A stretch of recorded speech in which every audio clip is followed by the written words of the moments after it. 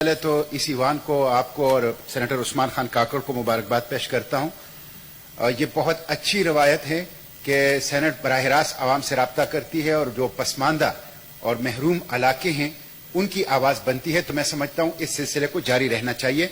मैं आपका ज़्यादा वक्त नहीं लूंगा, चूंकि उस्मान खान काकड़ ने चतराल, कैलाश और पेशावर के दौरे की बात की है, तो मैं उन्हीं के दौरे के तनाजुर में खैबर पुख्तनख्वा के हवाले से इस टॉपिक के ऊपर चंद बातें आपके सामने रखूंगा।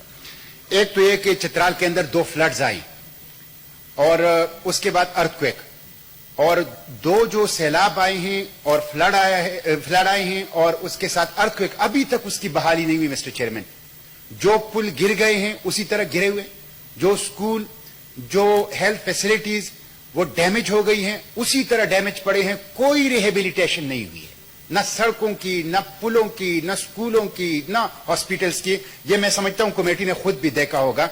इस वक्त चतराल खैबर पुख्तनख्वा का सबसे बड़ा जिला है, रकबे के लिहाज से सबसे बड़ा जिला है, जो अफगानिस्तान के साथ और चीन के साथ और यहां दीर के साथ जिसकी सरहदें मिलती हैं, लेकिन वहां कोई फैसिलिटी नहीं है। सच्ची बात यह है कि जिसको स्टोन एज कहा जाता है, हमारे चतराल के इंतहाई मुहिब्बे वतन और गरीब अवाम उस स्टोन एज के अंदर जिंदगी गुजार रहे हैं। तो एक चीज तो यह है, टनल को 24 घंटे चालू रखा जाए और ये जो फ्लड और अर्थक्वेक में नुकसान हुए हैं इसकी फौरी तौर पर बहाली की जाए।